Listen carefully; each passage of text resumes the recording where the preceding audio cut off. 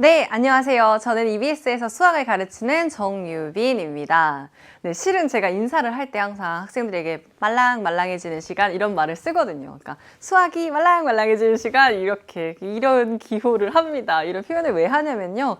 아니, 수학이 너무 어렵다, 힘들다, 딱딱하다, 싫다 이런 말들을 너무 많이 하길래 좀 수학 공부를 하면서 아이들이 좀 웃었으면 좋겠다라는 생각을 많이 하거든요. 실은 그리고 수학이 그렇게 엄청 진지 근엄 딱딱한 과목은 아니에요. 굉장히 스토리 라인이 있는 과목이고요. 기승전결도 있습니다. 암기 절대 아니고요. 왜 그렇게 되는지 궁금해하는 거 너무너무 환영하고요. 인물 관계도 마냥 관계도를 형성하면서 갈 수 있는 과목이기도 하거든요. 이게 제가 선생님이 된 이후에 이 수학에 대한 매력을 너무나 많이 느끼고 있습니다. 그래서 아이들이 그런 것들을 좀 더 느꼈으면 좋겠어요. 좋아해야지 가장 잘할 수 있다라는 생각을 저는 좀 하고 있는 편이거든요. 너무 힘들고 너무 가시밭길 같이 수학 공부를 하지 않았으면 좋겠어요. 그래서 아이들이 그렇게 공부할 수 있도록 저도 열심히 도울 테니까 어머님들, 아버님들 함께 열심히 한번 우리 수학 공부 만만해질 수 있게 하나씩 이야기를 해볼까 합니다. 오늘은요, 고등학교에 가서 수학 공부, 수학을 잘하려면 어떻게 해야 될까? 이 주제로 이야기를 좀 해보려고 합니다.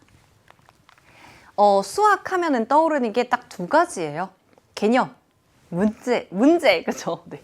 개념과 문제 이렇습니다. 그래서 일단은 개념을 어떻게 공부하는지, 그 다음에 문제를 어떻게 공부할지 하나하나 소개를 해보도록 할게요. 자, 첫 번째로 공식을 암기한다. 이것을 절대적으로 지양해 주셨으면 좋겠습니다. 수학이 암기라고 생각을 하기 시작하면 너무너무 많은 것들을 외워야 돼요. 그리고 외워야 된다라고 판단이 되면 싫죠, 일단. 저는 오히려 그 외워야 돼 라는 말보다는 외우지 않아도 돼 라는 말을 더 많이 합니다. 이해를 할 수 있게 하고요. 이해 끝에 이거는 외우는 게 좋겠다라고 스스로 판단을 하게 하는 편입니다. 이를테면 우리에게 친숙한 그 근해 공식 같은 경우에도요. 안 외워도 돼 라고 매번 이야기를 하거든요. 외우지 않아도 됩니다. 실제로 외우지 않는 것이 어쩌면 근을 더 쉽게 구하는 경우들도 있습니다. 무엇을 이용하냐면 완전제곱식이라는 걸 이용해요. 중학교 때 전부 다 배우고 왔습니다. 복습해야 되는 이유겠죠. 자, 완전제곱식을 이용을 해가지고 매번 우리가 근을 구하면 됩니다. 일단 중요한 건 인수분해가 되는지 아닌지 판단하는 능력부터예요. 암기를 하게 되면 그냥 외웁니다. 그러니까 어때요? 그냥 바로 적용을 합니다. 그리고 문제를 풀어요. 공식을 그대로 적용할 수 없는 문제의 경우에는 막혀서 아예 풀어내지를 못합니다. 개념을 외웠으니까요. 그대로 적용하는 거, 앵무새처럼 따라하는 거, 그 연습만 되어 있는 거예요. 암기 아니에요. 이해할 수 있도록 하세요. 흐름 파악할 수 있도록 해야 됩니다. 그래서 이 공식이 왜 나왔는지를 아이들이 생각을 하게 하는 거죠. 근해 공식 안 외우면요. 매번 완전제곱식으로 유도를 합니다. 한 10번 유도를 하다 보면요. 이거 공식화하는 게 낫겠는데 라는 생각이 드는 거죠. 적어도 당위성을 찾으라고 저는 이야기를 하거든요. 호락호락하게 외워주지 말고 너희가 판단할 때 이걸 외울 만한 가치가 있을 때만 외워주자라고 이야기를 하고 있어요. 외우지 않으면 풀 수가 없구나. 이런 것들은 좀 기억을 해볼까? 라는 것들만 모아주는 거죠. 그 외에는 전부 다 궁금해하게 하고 흐름을 파악하게 합니다. 이 궁금해하자라는 것이 굉장히 중요하거든요. 왜 이렇게 되었을까? 피타고라스의 정리. 그냥 두 변의 길이를 가지고 제곱 더하기 제곱은 빗변의 길이의 제곱입니다. 라는 대답은 누구나 해요. 왜 그렇게 되었을까? 이걸 아이들이 궁금해하게 하는 거죠. 자, 왜 그렇게 되었을까를 생각하다 보면 무조건 증명과 관련된 내용을 보게 되어 있습니다. 증명 과정을 통해서 얻어갈 수 있는 게 생각보다 상당히 많아요. 강과에서는 안 되는 건 증명 과정 자체를 시험에서 물어보느냐? 절대 그렇지 않죠. 시험에서 물어보지 않습니다. 증명을 모르면 문제를 못 푸나요? 아니요, 문제 풀 수 있어요. 하지만 증명을 궁금해한 친구들만이 그 내용을 제대로 이해를 하게 되어 있습니다. 왜 이런 조건이 붙어 있을까? 왜 A랑 B가 양수여야 할까? 왜 라는 것을 계속해서 반복해서 물어보다 보면요. 정말 깊이 있게 공부를 제대로 하게 되고요. 이게 한 번 공부를 했을 때 남들이 10번 공부하는 효과를 누리게 되는 것이죠. 저는 그래서 무조건 궁금해하라라고 합니다. 그리고 쓸데없이 궁금해하는 거 환영해요. 대신에 왜? 이렇게만 물어보는 게 아니고 왜 그렇게 되는지에 대해서 대답할 수 있도록 그 답을 찾아가라고 이야기를 하는 거죠. 한 번만에 오래 걸리는 것 같지만 한 번만에 남들이 10번 공부할 수 있는 그 효과 누리게 되어 있다. 다시 한번 꼭 생각해 주셨으면 좋겠고요. 개념이 진짜 중요한 건 갑자기 나온 건 절대로 없어요. 갑자기 하늘에서 떨어져서 이 내용이 등장했다 이런 건 없습니다. 이를테면 정말 갑자기 나온 것 같은 예를 들어볼까요? 삼각비. 사인, 코사인 혹시 기억하시나요? 그죠? 직각삼각형이 있습니다. 우리가 떠오르는 것은 피타고라스의 정리도 있을 수 있어요. 직각삼각형이 있습니다. 떠오르는 것은 직각삼각형의 닮음도 있을 수 있습니다. 직각삼각형 어디로 갈까요? 삼각형의 넓이로도 갈 수가 있겠죠. 이런 흐름들을 같이 보게 되면요. 단원무관, 학년무관, 나한테 부족한 부분들을 찾아갈 수가 있고요. 하나 더는 연결성을 찾게 되어 있습니다. 이게 가장 중요한 게 제가 많이 강조하는 파트인데요. 판별식이라는 거 기억하시나요? 자, 중학교 때 근해 공식을 보면서 루트 안에 있는 형태에 따라서 루트 안에 있는 값이 뭐 양수면 어머 똑같은 근이 아닌 다른 근이 두 개 나오네. 여기가 0이 되면 루트 안에 0이 되면 똑같이 0을 한 번 더하고 빼네. 어머 똑같은 게 두 번 나오네. 이런 식으로 한 번쯤 궁금해한 친구들은요. 고등학교에 넘어가서 그래서 루트 안에 있는 친구의 이름이 판별식이야 라고 했을 때 엄청 환호를 합니다. 아, 드디어 이게 나왔구나 이런 느낌을 느끼는 거죠. 만약에 열심히 암기한 친구라면요. 판별식 또 외워야 돼? 이렇게 될 수밖에 없는 거죠. 또 외우는 내용이 아니고요. 우리가 오히려 답답했던 부분들을 더 배워감으로써 해제가 되어가는 거거든요. 그걸 느끼기 시작하면 그 다음 단원에 내가 궁금해했던 것이 목차로 떠 있어요. 얼마나 희열을 느낄까요? 내가 목차를 만들어가는 건데. 이렇게 그런 맛을 한번 본 친구들은요. 수학을 못할 수가 없어요. 그 느낌을 느끼게 하는 방법은요. 궁금해하고 연결성을 찾아가는 겁니다. 세 번째로는요. 정리를 할 수 있게 하는 게 굉장히 필요해요. 그래서 저는 한판 쓰기를 하라고 얘기하거든요. 고등학교에 가서 고등학교 수업을 할 때 제가 수업을 하면서 가장 각광을 받았던 부분이기도 합니다. 전체적인 흐름을 아까 말씀드린 대로 뭐 예를 들어서 주제가 직각삼각형이다. 직각삼각형을 두고 내가 중학교 때 배운 모든 내용들을 흐름 타고 가는 연습을 하는 거예요. 브레인스토밍 하듯이 연결을 해도 좋고요. 아니면 그 연결성 자체를 단원의 소단원의 이름 키워드를 놓고 얘랑 이렇게 연결되는구나 얘가 이렇게 연결되는구나 한판 쓰기라는 걸 해보는 거죠. 그렇죠? 전체적으로 개념만 쭉 정리해 볼 시간이 생각보다 많지 않아요. 수학 교재를 떠올려 볼까요? 공식 또는 개념 박스 표시 딱 되어 있고 문제 있고 유제 있습니다. 거의 대부분 그렇게 생겼잖아요. 그죠? 그러다 보니까 아이들은 이거 공식, 이거 문제 적용, 이거 문제 적용 그 다음 이거 공식, 이거 문제, 이거 적용 이렇게만 할 수 있지 이들 간의 연결성을 찾지를 못하는 거예요. 한판 쓰기를 하면 그 연결성을 찾아볼 수가 있고요. 정말 개념을 개념으로서만 이해를 하는 연습이 되는 거예요. 보통은 이걸 배웠습니다. 그럼 바로 이렇게 문제를 풉니다. 이렇게 문제를 풉니다. 이렇게만 넘어가지잖아요. 그게 아닌 거죠. 정말 말 그대로 하나의 대단원을 가지고 원을 가지고 이렇게 그 다음에는 뭐가 나오고 원주각 그리고 현이 있고 이런 것들의 흐름을 타고 가다 보면 가장 좋은 점이 뭐냐면 기억이 안 날 때 그 흐름이 쫙 보입니다. 그러면서 이 다음에 이런 내용이 있었지. 그렇지. 현이 나왔을 때 뭐 이등변 삼각형과 연결을 할 수가 있겠구나. 그렇지. 원이라는 건 반지름과 중심이 중요하구나. 연결성을 한번 잡고 한판 정리를 해본 친구들은 기억이 나지 않는 구멍을 채워갈 수가 있고요. 또는 내가 어딘가가 부족할 때 복습의 포인트를 잡아갈 수도 있어요. 연결이 되고 있죠. 그쵸? 궁금해한 다음에 연결성을 찾고 그 연결성을 한판 쓰기로 한 번 더 체크. 엄청난 복습이 될 겁니다. 이건 아무나 할 수 없어요. 이걸 하는 친구들 정말 대단한 거거든요. 사실은 수학의 관계도를 찾아야지만 한판 쓰기가 가능해집니다. 그리고 이렇게 한판 쓰기를 해놓고 나면 서사가 보이기 때문에 잊을 수가 없어요. 마지막으로 학년이 어릴수록 가능한 한 가지입니다. 자기 말로 표현을 할 수 있는가. 이걸 자기 말로 표현을 하라라고 하면 누군가한테 꼭 열심히 설명을 해야만 한다고 생각을 하거든요. 그럼 누군가를 붙잡고 설명을 해야 한다라고만 기억을 하고 이해를 하더라고요. 그건 아니고요. 스스로가 스스로한테 물어보는 거죠. 내가 무언가를 배웠다라고 했을 때 이 부분이 무엇인지 설명할 수 있는가? 자, 2차 방정식의 풀이야. 어떻게 해야 될까? 일단 인수분해가 되는지를 볼까? 인수분해가 되려면 어떻게 되어야 되고 인수분해가 됐을 경우에는 이 부분이 0이거나 이 부분이 0이야. 이렇게 개념을 설명할 수 있는가인 거죠. 한판 쓰기가 된 친구들의 경우에는요. 전반적으로 스스로 설명이 가능해요. 스스로 자기 말로 설명을 할 수가 있어야 되거든요. 이 설명이라는 것을 오해하시면 안 되는 게 교과서의 표현 그대로 아이가 암기하고 기억하는 게 절대 아니에요. 본인이 이해를 하면 본인만의 언어로 표현을 하게 되어 있습니다. 이를테면 우리가 드라마를 봤어요. 드라마에 있는 대사를 그대로 기억을 하고 외우는 걸까요? 아니요. 본인이 순서는 좀 바뀔 수도 있죠. 드라마 한 편의 순서가 좀 바뀌더라도 자기가 이해한 언어로 표현을 할 수가 있는 거예요. 그걸 수학에 적용을 하는 겁니다. 이렇게 한 번이라도 이해하고 설명할 수 있었다면 더 공부할 필요 없어요. 완벽하게 자기 것이 된 겁니다.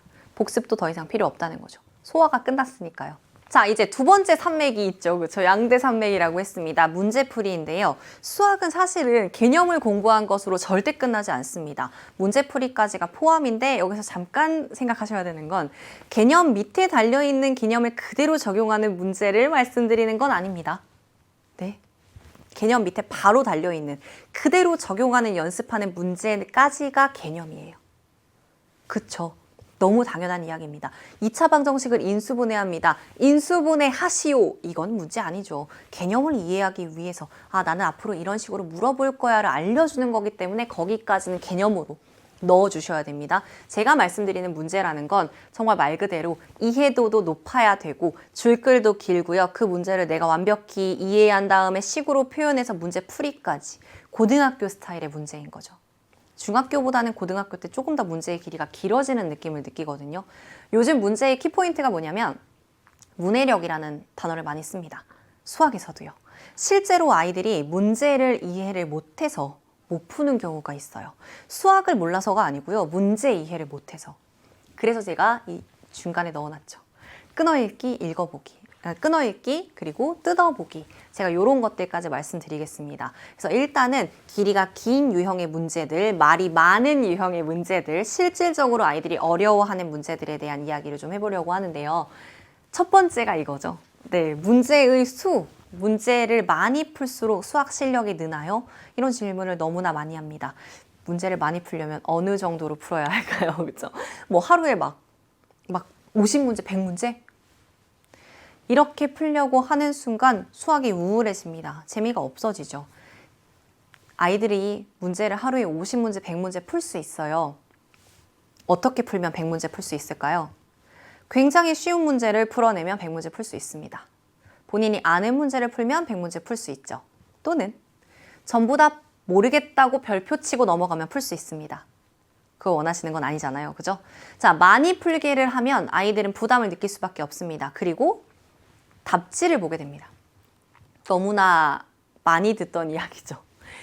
문제를 많이 풀려고 하면 답을 펼쳐놓고 답과 함께 푸는 경우가 정말 많아요. 그래서 문제의 양을 늘리기 위한 노력을 하시면 절대로 안 되고요. 아이가 완벽하게 소화할 수 있는 문제의 양만큼만을 정해주는 게 중요합니다. 근데 여기서 중요한 건 풀이를 할 수 있는가까지가 아니고요. 문제를 풀었습니다. 채점을 했어요. 해설을 보고 내 것으로 만들어서 다시 풀기까지. 그게 문제풀이의 한 세트거든요. 그 문제풀이가 완벽하게 한 세트가 돌아갈 수 있는 문제의 양만큼만을 정해주셔야지 그냥 무조건 많이 풀어라 그러면 수학을 못 풀어요. 답지를 보고 풀어야죠. 정답만 베끼겠죠. 절대 수학이 늘 수 없습니다. 그래서 꼭 이 부분을 생각하셔서 아이에게 맞는 양, 아이가 소화할 수 있는 양의 문제를 정해주시는 게 굉장히 중요할 것 같습니다.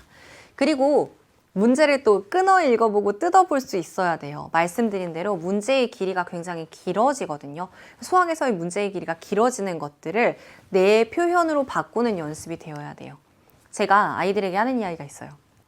문제를 한 번쯤은 그냥 처음부터 끝까지 쫙 읽거든요. 그러면서 얘기를 합니다. 한 번에 읽으면 선생님은 다 이해했을까요? 절대 아닙니다. 이렇게 말을 하거든요. 모두가 다 이해할 수 없어요. 줄글로 되어 있는 수학의 내용을요, 4줄 이상 읽으면요, 아무것도 머릿속에 남지 않아요.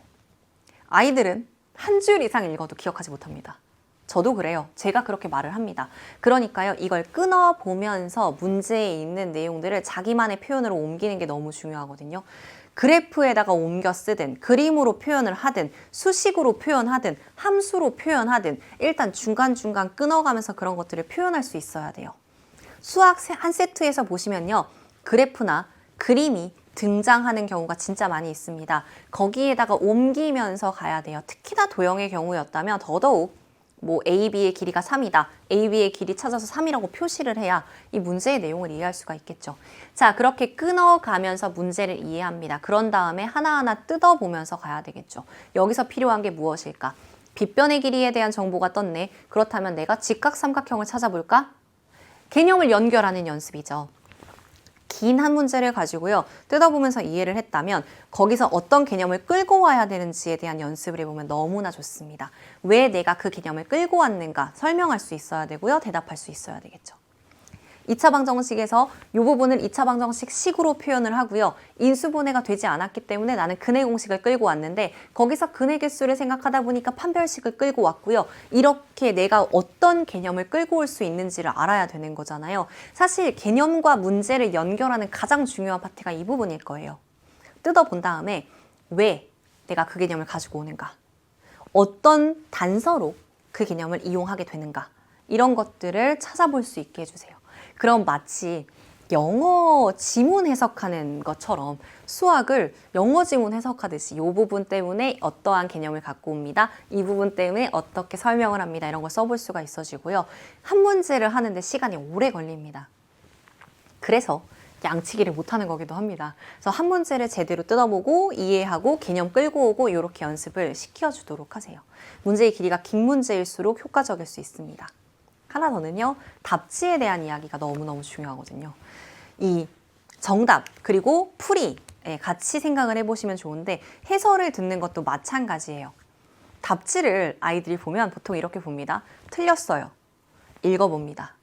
아, 맞았어. 이렇게 표시하거든요. 수학을 그래서 문제집 한번 이렇게 쓱 보시면 반달 모양이 굉장히 많아요. 아이들에게. 그게 뭐냐면 틀리긴 틀렸거든요. 근데 저는 알아요. 그래서 동그라미인 거예요. 그 동그라미에 대한 집착을 버릴 수 있게 도와주셔야 돼요. 틀려도 돼. 틀릴수록 나는 오히려 좋아 라는 것을 아이가 심어주셔야 됩니다. 아이가 생각할 수 있도록요. 틀려야지 복습할 수 있고 그래야지 내 것으로 만들 수 있거든요. 마구마구 틀리게 해주시고요. 틀린 다음에 답지를 볼 때에도 그냥 한 방에 읽게 하지 마세요.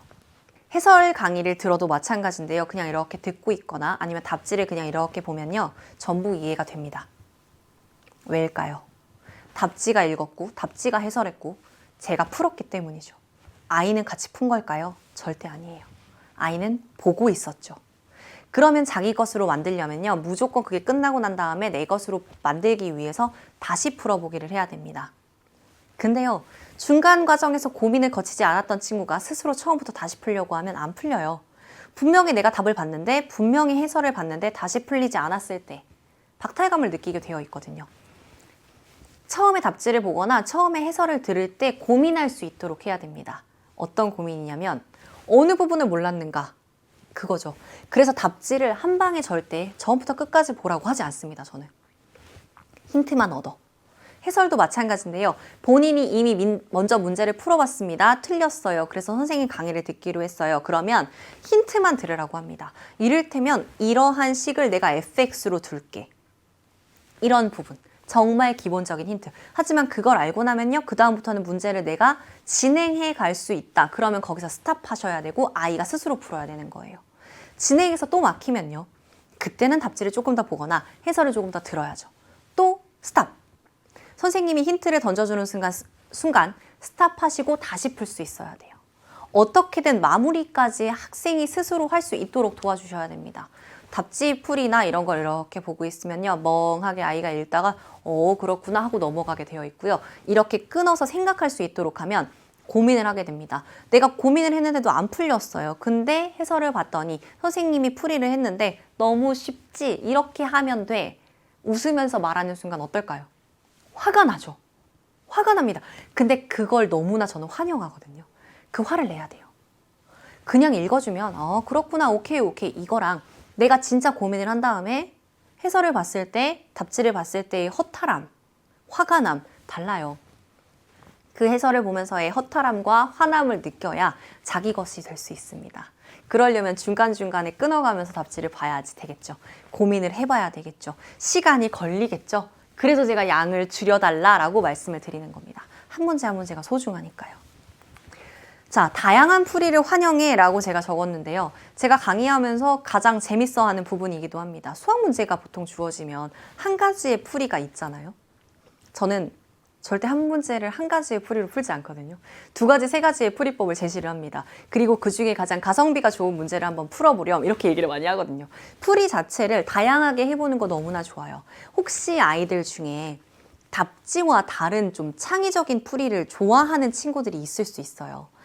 그러면 이제 두 갈래로 나뉩니다. 보통 그렇게 창의적인 풀이를 했을 때 너 이렇게 풀면 안 돼. 해설지처럼 풀어야지. 하고 혼을 내기 시작하시면 아이가 주눅 들어요.